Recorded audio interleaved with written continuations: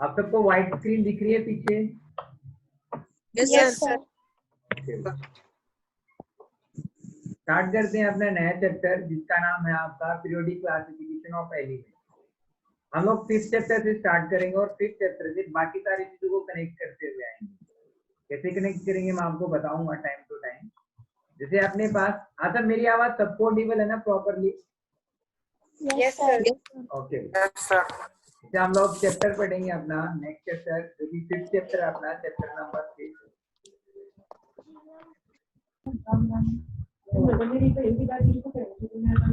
अपना चैप्टर है अभी चैप्टर नंबर जिसका नाम क्या है? Periodic classification of. चैप्टर का नाम क्या है भाई? Periodic classification of element. अपना चैप्टर है पीरियोडिक क्लासिफिकेशन ऑफ एलिमेंट और मैं इसको कहूंगा पीरियोडिक टेबल। हम लोग पढ़ने वाले हैं भी किसके बारे में? पीरियोडिक टेबल के बारे में। समझते हैं पीरियोडिक टेबल में आप क्या क्या पढ़ने वाले हो, क्या क्या आपका सिलेबस है पीरियोडिक टेबल का। जैसे सबसे पहले हम लोग जैसे पीरियोडिक टेबल में आप क्या पढ़ते हो? आप नंबर ऑफ एलिमेंट्स को देखते हो। जैसे currently total number of elements कितने हैं? कोई बता सकता है total number of elements in the periodic table कितने हैं भाई? 118। 118। यानी मैं बात करता हूँ तो टोटल एलिमेंट्स यदि हम लोग डील करते हैं तो टोटल नंबर ऑफ एलिमेंट्स समझते हैं। देखो तो total number of elements is equal to 118। Total number of elements कितने हैं भी? 118। अब सोचो कि 118 एलिमेंट्स को अरेंज करना, मतलब उनके अरेंजमेंट को पढ़ना, उनकी क्लासिफिकेशन को पढ़ना, उनकी प्रॉपर्टीज को स्टडी करना बहुत डिफिकल्ट टास्क था। उसको मैं जैसे मैं स्टार्टिंग की बात करता हूँ, मतलब 1800 के टाइम की बात करते हैं हम लोग, तो 1800 पे टोटल एलिमेंट कितने डिस्कवर थे? 30 एलिमेंट डिस्कवर थे और कहा जाता है कि 30 के 30 एलिमेंट की प्रॉपर्टी डिफरेंट। फिर हम लोग बात करते हैं आगे बढ़ते गए तो नंबर ऑफ एलिमेंट्स बढ़ते गए। यहाँ पे अभी अभी हम लोग करंटली बात करते हैं 2020, तो यहाँ पे टोटल नंबर ऑफ एलिमेंट्स कितने हैं? यहाँ पे 118। तो सर नंबर ऑफ एलिमेंट्स बढ़ते जा रहे हैं। अब जैसे जैसे मतलब आपकी एक ईरा गया, जैसे 1800 से 1900 2000 2020 पे आ रहा हूँ, तो total number of element increase होते गए और डिफिकल्टी बढ़ती गई इन एलिमेंट्स को अरेंज कैसे किया, यानी एलिमेंट्स की प्रॉपर्टीज को कैसे पढ़ा गए।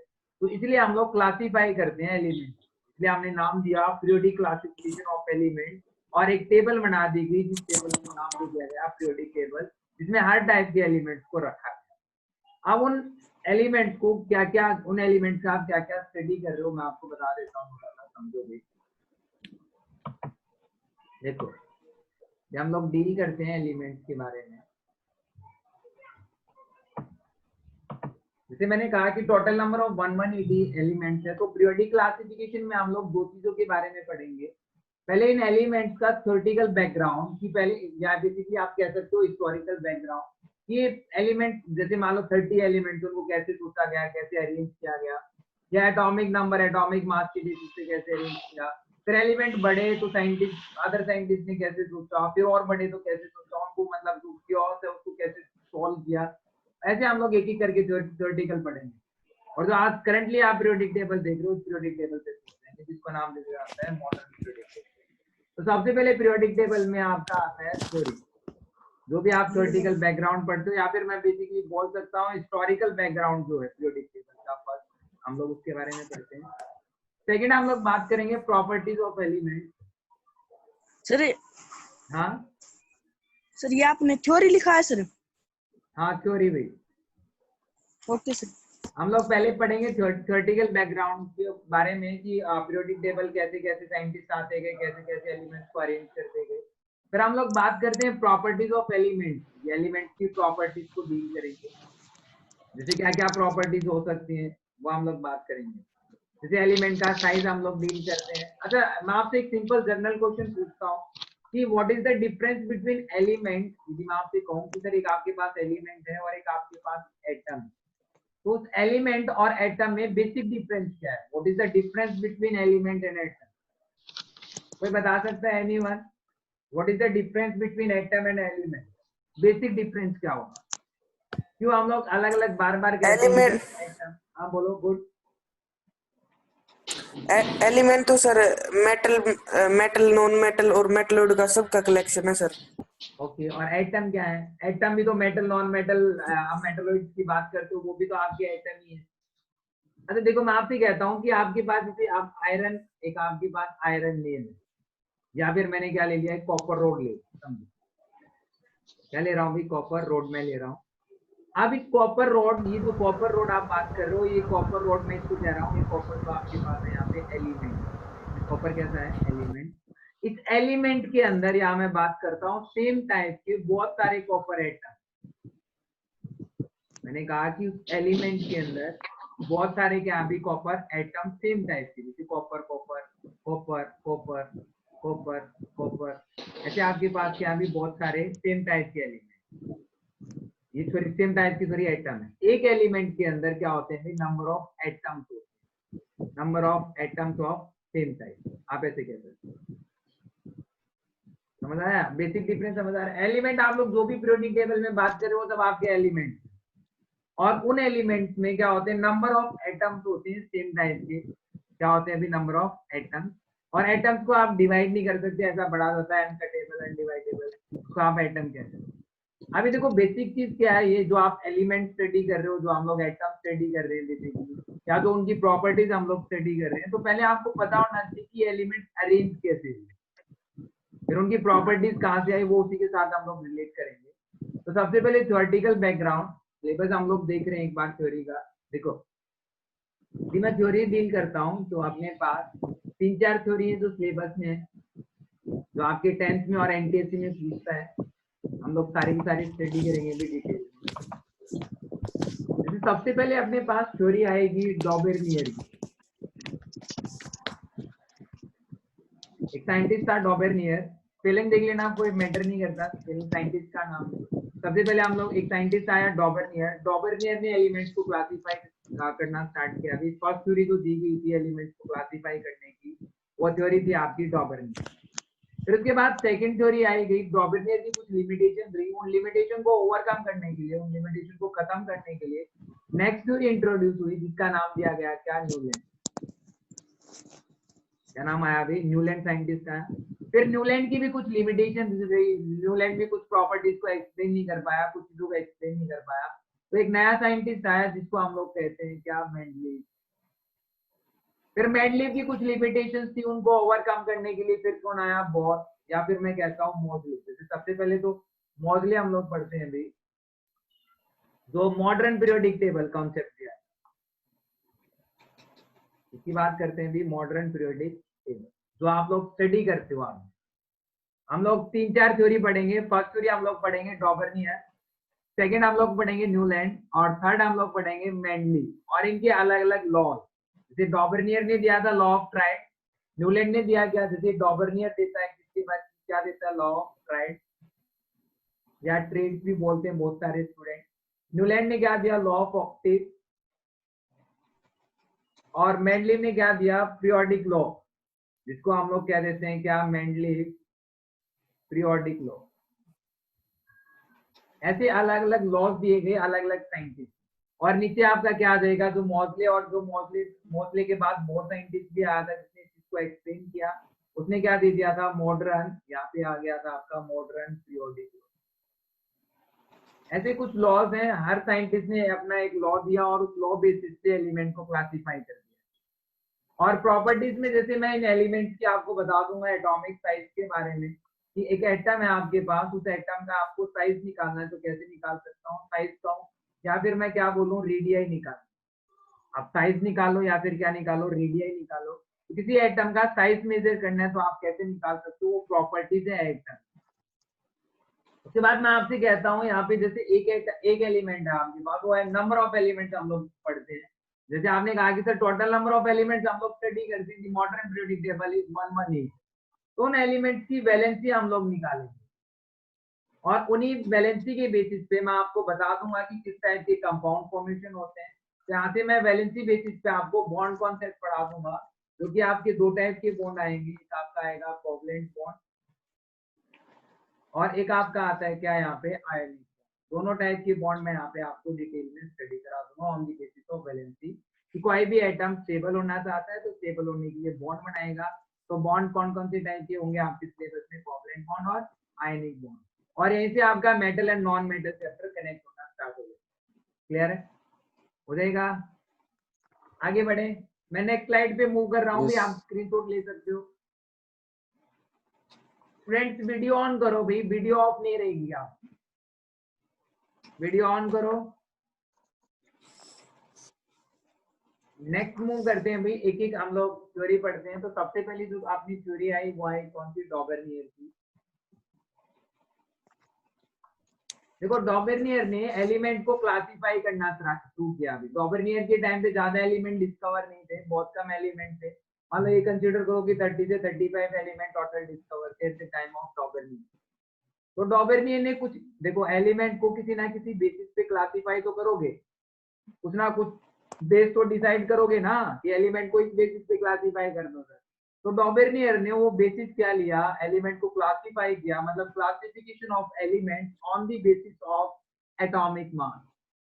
देखो दो टर्म आती है, एटॉमिक नंबर और एटॉमिक मास। एटॉमिक नंबर और एटॉमिक मास कॉन्सेप्ट क्लियर है ना? 9th क्लास में आप पढ़ के आए।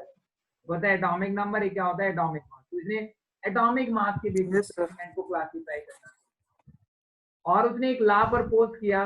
लॉ का उसने नाम दिया है क्या? Law of trade. सर एक बार दोबारा बताना।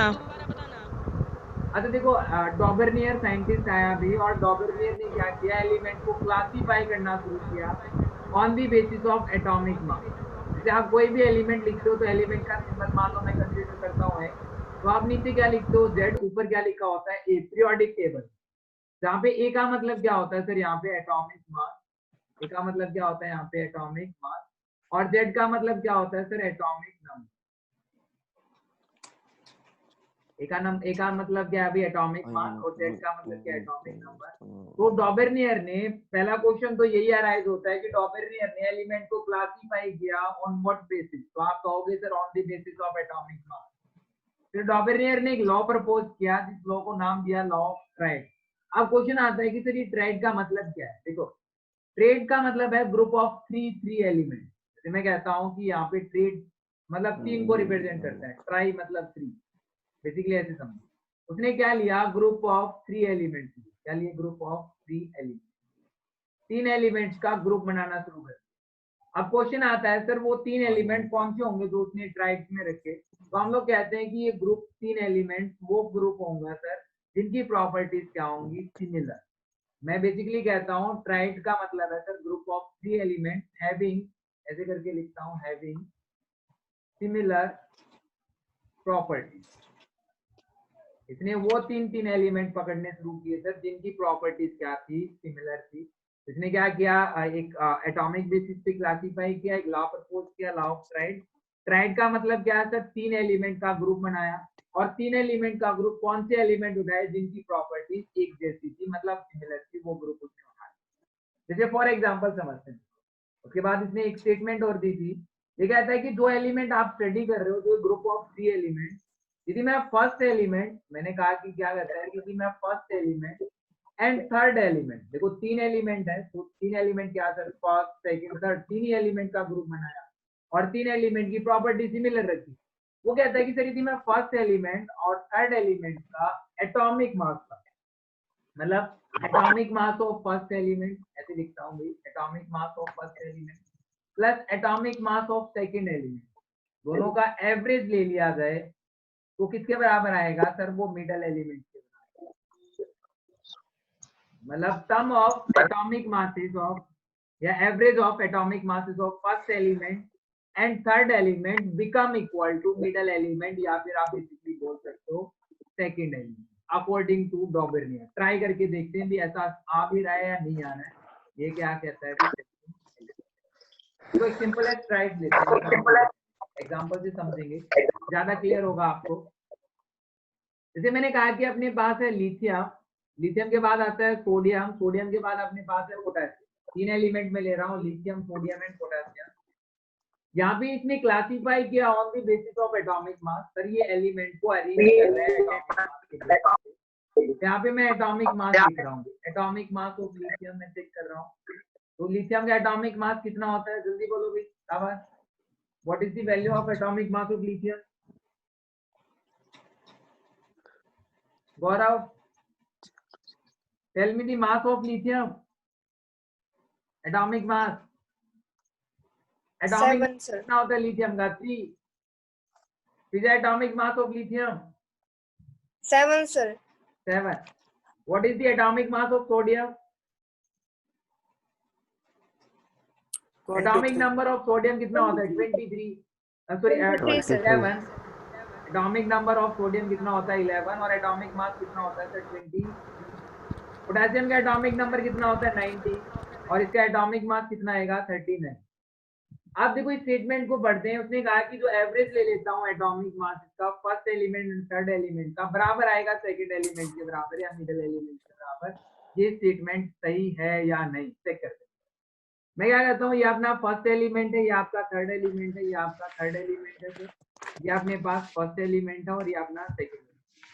क्या करते हैं, एवरेज लेते हैं एटॉमिक मास, मतलब सेकेंड एलिमेंट क्या, फर्स्ट एलिमेंट क्या आता है 7, थर्ड एलिमेंट क्या आपके पास 39, डिवाइड बाय कितना ले लूं 2, ये वैल्यू सॉल्व करो किसके बराबर आएगी 46 डिवाइड बाय 2, तो कितना आंसर आया अभी यहाँ पे 23, जो कि आपका किसके बराबर आता है सेकंड एलिमेंट, जो कि एटॉमिक मास है आपका किसका सोडियम। जो बोल रहा था इसका मतलब सही बोल रहा है। क्लियर है, कोई प्रॉब्लम यहाँ तक? डॉबर्नियर ने सिंपल कहा, क्लासिफाई करता है एटॉमिक बेसिस के, एटॉमिक मास के बेसिस पे। लॉ ऑफ ट्राइड दिया, ट्राइड का मतलब ग्रुप ऑफ 3 एलिमेंट, वो 3 एलिमेंट कौन से होंगे सर जिनकी प्रॉपर्टी सिमिलर होगी। और कैसे पता चलेगा सर, उसने फर्स्ट एलिमेंट और थर्ड एलिमेंट का एवरेज लिया एटॉमिक मास का, तो मिडिल एलिमेंट के बराबर आया सर। एग्जांपल से आपने एक तो एग्जांपल और कोई भी एलिमेंट, क्या भाई और कोई भी एलिमेंट ले सकते हैं सर? हाँ भी मैं एग्जांपल दे रहा हूँ ना, ऐसे number of triads possible. Screenshot ले सकते हो, मैं नेक्स्ट स्लाइड पे मूव कर रहा हूँ, स्क्रीनशॉट लो जल्दी। Done? Yes sir. Yes sir. Okay, screen पे कोई नहीं लिखेगा भाई। नेक्स्ट स्लाइड पे जाते हैं। जैसे एग्जांपल दे रहा हूँ मैं आपको, इसने एक ट्राइड दे रखी है, जैसे कैल्शियम आपके पास है, स्ट्रोंशियम या स्ट्रोंडियम, और एक आपके पास है बेरियम। 3 एलिमेंट है और मैं आपको एटॉमिक मास देता हूँ। कहा कि atomic mass of calcium 40, atomic mass जैसे आपको दे रखा है बेरियम का 137, और इसका एटॉमिक मास आपको दे रखा है 88। क्रॉस चेक करो कि जो सही बोल रहा था, क्या first element and middle element का एटॉमिक मास एवरेज आएगा किसके, आपका मिड फर्स्ट और थर्ड एलिमेंट का मास मिडिल एलिमेंट के बराबर आने। चेक करो कैसे सर, जो हम लोग कैलकुलेट करते हैं 40 plus 137 divide by 88, sorry divide by 2 not 88, ये वैल्यू आपकी कितना आएगा अभी, आंसर कितना आ रहा है 88